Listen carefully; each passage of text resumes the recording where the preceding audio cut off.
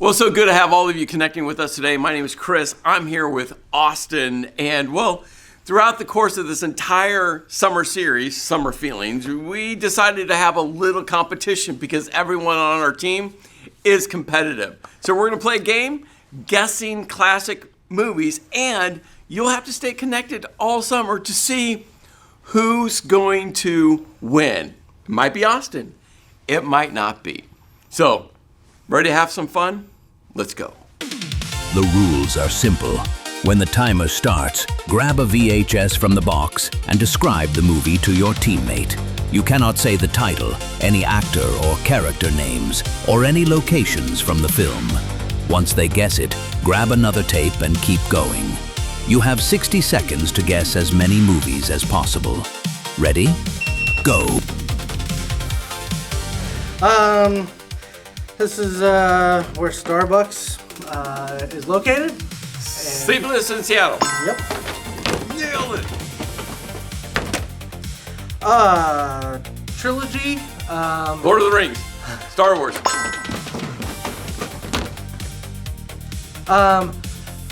Our president drives on this in the air. Air Force One.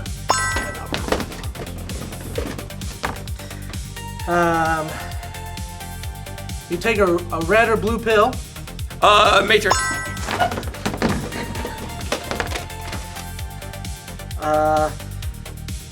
I don't want to get to know him. Strong side, left side. Revenge of the Titans. Remember of the Titans.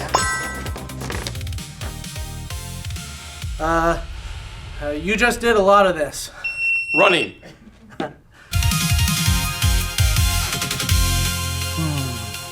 I have no idea. Oh, I should get this because this is one of my Yeah, you top should. 3 movies. If it's your top 3 movies, you should know it. We're deducting points. I know the last play that they run. You just lost 50,000 points. Oh, shoot. I'm going to hate myself as soon as I hear the answer. It's in his top 3 most favoritist Yeah. movies. Yeah, it is. T.C. Williams. That is right. Wow, where did you pull that from? Yeah. Oh, the blue pill. The red pill. Do you know this? How confident are you in what they select? Oh. It's a 50-50 chance. What color? My initial thought was red, but I Okay, let's go with the red pill. Red pill? That is right. There we go. I can see his face. I have Robert Redford in my brain. That's It's not not it. him. That's not it. And then I have Kevin Costner in my brain. It's not him. It's the third one. Indiana Jones. Yeah, that's who I'm thinking of. What's his name? I know I'm going. I'm terrible at this part. I'm going And say blank. other movies that he's in. And he was Han Solo in Star Wars. Oh my gosh. Yep. Alright, 3, 2, 1. This guy. Harrison Ford. Ah, what in the world? I couldn't. Well, hey, church, I'm so excited to be here today. We are kicking off a brand new series called Summer Feelings. And we know that, well, people experience emotions, feelings, and in this series, we're going to be taking some of those and we're going to just be breaking down a little bit more and what the Bible has to say about each of them. And well, I thought, what better way to share about feelings and emotions than to share a story with you that brings up so many different ones for me. You see, the day was August 27th, 2018. It's a day that I will remember for the rest of my life. Well, to get it started, we have to go to the day before. The day before, my wife and I, she was 39 plus weeks pregnant, and we wanted one last dinner movie before we became a family of 3. One last time for the 2 of us to be together. And so we decided to go to Pittsburgh for to Chili's and to a movie. And guess what? That road, if you've ever been on that road, it's Amish country, so there's bumpy, it's twists, it's turns, it's all those things, and it's probably not the smartest idea to take a pregnant lady on that road. So we buy our tickets ahead of time. We go in for dinner, and my wife has dinner, and then she gets up to go to the bathroom at the end, and she comes back, and something's off. And I'm like, do we need to go somewhere? What's the thing? And she's like, well, I'll send some texts to my mom and some other people. I think we're okay. And so we head to the movie theater. We're sitting down. I got my best seat. I got my popcorn. I got all those things. And she goes to the bathroom again. She comes back, and she's like, well, I think we should go home. And me, being a first-time dad, was calm, cool, collected. No. I was freaking out. I was like, are we going to Pittsburgh to have this baby? Is the baby coming in the car? I was so calm. I drove so slow and amazing on the way home. No road rage whatsoever. People were driving perfectly in my eyes. No, we made it home. We made it home fast. And so we're at home, we're waiting, and she tells me it's time. It's time to go to Du Bois, and so I get my go bag, I got everything planned, I know exactly what's going to happen, I know what I'm going to experience, and we're going to become a family of 3, and it's going to be great. So we get there, they check her, and they're like, it is time to stay. We're in it for the long haul. And so she goes through that birthing process, and at 3:03, we welcome our beautiful baby girl, Sullivan Lee, into this world. And when I got to hold her for the first time, the amount of love that hit me, the emotions that came over me. I have to now take care of this little one. The emotions, they flooded. I felt the joy, the happiness, the love, the anxiety, fear. I also felt sadness because I was holding her and I was thinking about some of our very best friends that were struggling to have a kid. And I so desperately wanted them to experience the love that I have when I hold my baby girl. And so you might have looked at these emotions right here, and you might feel rejected, you might feel overwhelmed, you might feel at peace. No matter what the experience is that you are experiencing, they're real. And we're going to be taking some of these throughout this series. We're going to be breaking them down for you. Now, one of the emotions that hit me that day, besides love, besides of the ones that are on the screen, is gratitude. Gratitude that God blessed me with this baby girl. Gratitude that God blessed me with a warrior of a wife that went through the birthing. I mean, looking at her, to see her with Sully, the sacrifices she made for us to become a family of 3. Like, guys, track with me here. Guys have the easy part of the birthing process. Grateful for that. But what women have to go through, the sacrifices they have to make for their bodies, to be pregnant for that long, the emotions, all the things that go into having a baby. The amount of gratitude that I had for my wife. The gratitude that I had for God that blessed us, because I know where we were years before and the storms that had hit us before then, to be where we're at, to be able to hold that baby girl. And here's what I know. Some of us walked in, people are tired. Tired. I'm coaching soccer. Sully's in soccer. My twin boys are in soccer. We're going from field to field, and you're just running around, and it's just tiring. Throw on top of velocity things of the church. People need you. People want your attention, and you're just trying to run around and keep everything spinning. People are carrying stuff. We all got stuff we're carrying.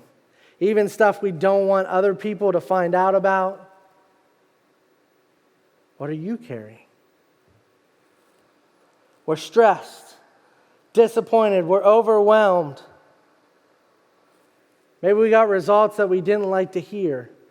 Or we got news, and that news is so overwhelming that the weight of it is just crushing us down further and further, that we feel like we can't breathe with everything that's going on around us. And you see, when that happens, when those are experienced, when those are our feelings, when those are the things that we're going through life with, and it's pushing down, it begins to spill over into other areas. Areas like our homes, our marriages, trying to have conversations with our spouses and navigating life together with everything that storms go through, your likes, dislikes, your parenting, how we talk to our kids, how we respond in certain situations. Do we take our work experiences, if it's a bad day, do we take it out on our kids? Do we take it out on our spouses? Maybe it's our attitude. Maybe it's our interactions that we have with people, and that combination of taking that attitude and the interactions that we have with people, and it's just bringing people down. It brings you further down because we're allowing those outside storms, those outside things to create the weight that we have to carry, to create the things that we're experiencing instead of gratitude. To understand that God is working in our life. God is here for us and wants to work in our lives. And here's what I know, that on our mountaintops, it's easy to be grateful for the things. It's easy to say, thank you, God, for giving me a child. But when life takes a turn and we're in the valley, to choose gratitude. See, the gratitude that I'm talking about isn't based off our situations. It's biblical gratitude, which is based off of a good God. And so today we're diving into Psalm 107 to understand what it is God wants from us with gratitude, to protect our heart and not just be a feeling that we feel. And it kicks off and it says, "Give thanks to the Lord, for he is good. His love endures forever. Let the redeemed of the Lord tell their story, those he redeemed from the hand of the foe, those he gathered from the lands, from east and west, from north and south. Some wandered in desert wastelands, finding no way to a city where they could settle. They were hungry and thirsty, and their lives ebbed away." You see, 107 starts off, and these people are there. These aren't mild inconveniences. This is survival. They're in wastelands. They're hungry. They're thirsty. What life is throwing at them is dictating where they're at, and they're feeling like they're on the edge. Because later on, it goes on and it says, "They mounted up to the heavens and went down to the depths. In their peril, their courage melted away. They reeled and staggered like drunkards. They were at their wits' end." So they were ready at their breaking point. They're experiencing what life throws at them. The emotions, the feelings. Maybe you're there. Maybe you're at the brink of it and you're like, this storm is crushing me. But here's what I know. Storms don't create what's in you. They reveal what's in you. All that weight, the pressure, it's what's coming out of you. So the question is, what is this season revealing in you? Is it a bunch of positive emotions? Is it a bunch of negative emotions? Whatever those are for you, maybe it's anxiety with what's going on, frustration with how situations are unfolding, or frustration in relationships, or frustration at the workplace. Maybe it's bitterness a bitterness that takes hold, that hardens your heart. Or maybe it turns you negative. And your mind just starts to go to all the negative side of things. You can't even begin to see the good that's happening in your life because of that one situation. Or maybe you have fear. Fear of how this is going to turn out. Fear of what to do next. Fear that you're going to be alone, that you're going to be not going to make it. Or maybe it's control. Are you approaching God open-handedly? Or are you trying to hold on to that control? Are you trying to say, God, this storm's hitting, I'm holding on to this. I can't see what you're doing. I don't see you in my life. I don't know what's going on. But to choose gratitude. God is working in your life, whether you see it or not. God is showing up.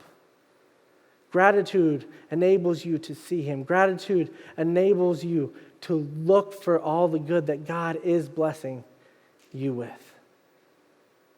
And the beauty of this psalm is it has a rhythm to it. It has a cadence. And it starts off with people who are in trouble. They experience some type of trouble, some type of hardship, and then they cry out to God. Pretty good. And then God does what only He can do, and He delivers them. And you just see this happening. But then something important shows up, gratitude. You can see this playing out in verse 6 when it starts saying, "Then they cried out to the Lord in their trouble, and He delivered them from their distress." So they experienced that hardship, they cried out, and God delivered them. God showed up, He helped out. And then this repeats in verse 13, 19, and 28. So in this 4 instances alone in this psalm, they follows this rhythm. But don't forget the gratitude. Let them give thanks to the Lord for His unfailing love and His wonderful deeds for mankind. And then this verse, it repeats in 15, 21, and 31. You see, gratitude, it's remembering what God has done for you. Remembering that God showed up to do what only He could do. It doesn't say that the storm didn't happen. It doesn't say that the storm was minimal, that it didn't hurt, that it didn't push you to the brink or to the edge of what you're experiencing. It's simply saying, thank you, God, for getting me through. And then, like I said, it's easy to choose gratitude at the mountaintops. But I want us to choose gratitude when we're at our lowest of lows. And for me, August 18th, 2017, it was one of my lowest days. You see, I was driving to Clarion with my wife. We were going to visit a friend. We were almost to Brookville, and I get a call from my pap. And I knew instantly that it was going to be a bad day. Because he said, "I think we just lost Graham." And the shock of those words set in. I spun the car around. My wife goes, "Did he just say what I think he said?" I was like, "Yeah." And so I'm speeding to get to Oliveburg. I pull up to their driveway, and it's long, and it's got so many ambulances and cop cars. And I step outside to try to collect myself in all the chaos, to collect my thoughts, the shock of hearing my pap say, "I think we lost Graham." Well, somebody had mentioned my nieces who my grandma watched frequently, and so the thought they said that they were still in the house. So I take off, and I'm running to the house, and I open the front door, and I'm frozen. because I can see them still doing CPR on my Graham. And I wanted her to get up.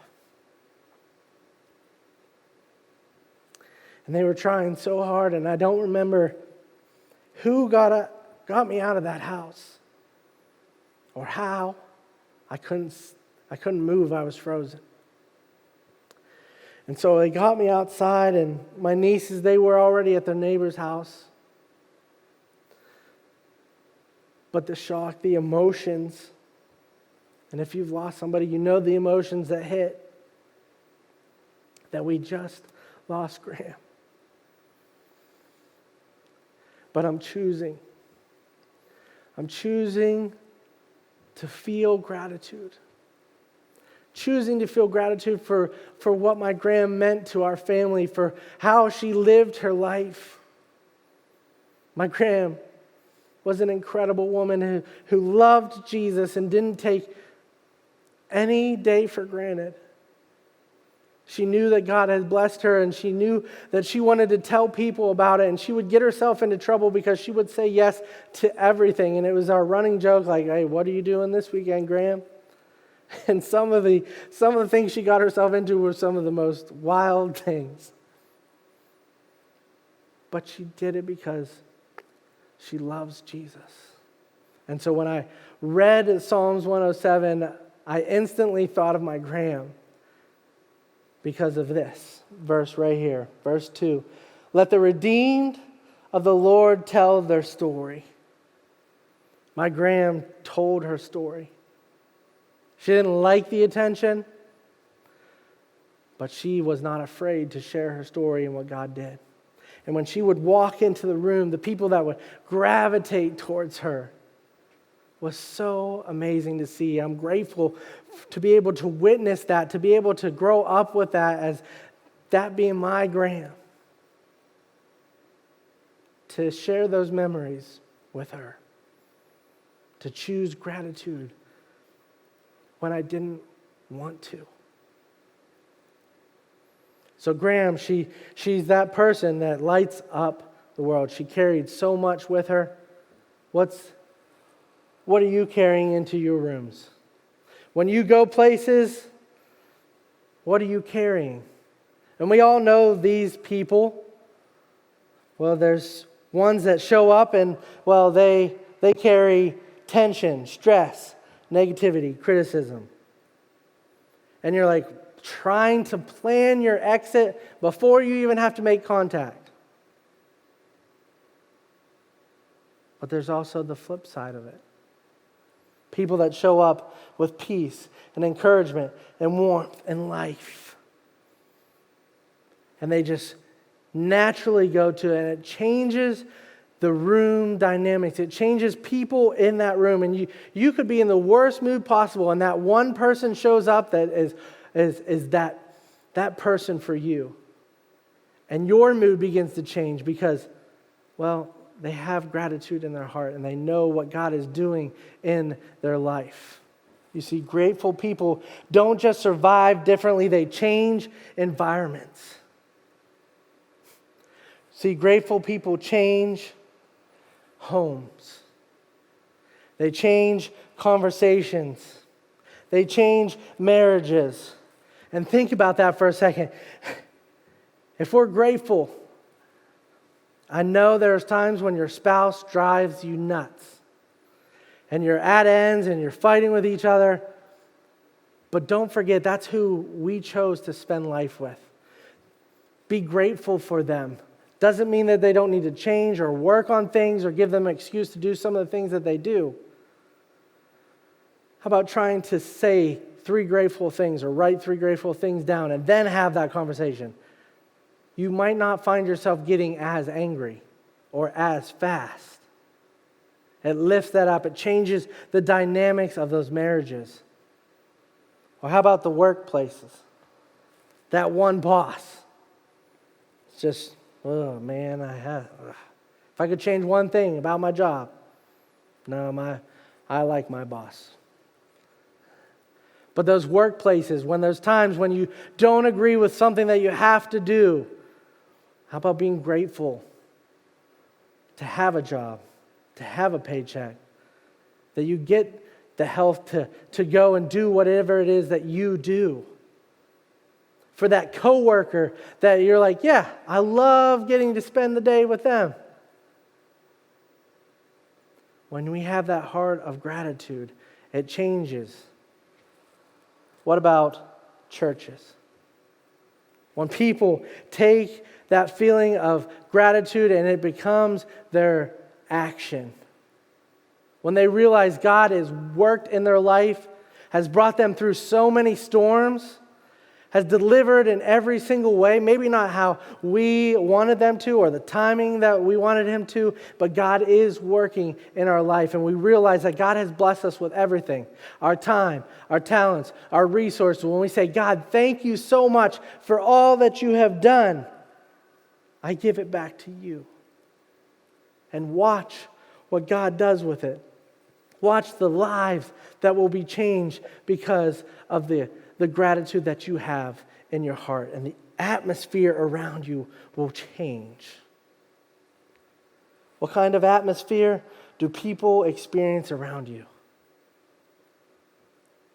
Is it the gratitude that God is doing amazing things in your life? See, about a month ago, I started doing this. It's a note card. It's my gratitude note card. Every day I get up, I write down 3 things that I'm grateful for. Some days, super easy. Write it down, you can write more down. Some days I wake up and I don't want to write anything down. I just want to stay in bed. I don't want to get to the list of things that I have to do. The people that are waiting to have conversations with me, I just press pause, take it all away. I don't want to deal with it.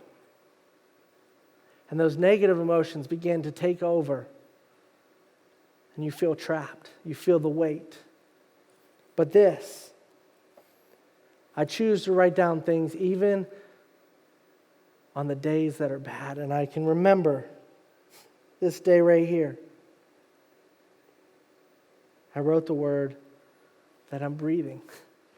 I was grateful to be breathing for the day. It's all I could come up with. And I chose that, and it changed my mindset. And probably an hour or so later, I got something else that I had to write down. See, I got an encouraging text from a friend. He didn't know that I desperately needed it. But I wanted to look for things to be grateful for. And as I've done this challenge, and you see God's hand at work, and you see all the amazing things that God has blessed you with or put around you, I feel closer to God with doing this. Psalm 107, give thanks to the Lord, for He is good. His love endures forever. He is good. He is so, so good, and He is working, and He wants to be in your life. Are you grateful for what He's doing, what He has done, and what He will do in your life? Maybe you need to grab a note card. Maybe you need to start it on your phone. But when we actively start to choose gratitude, God comes close.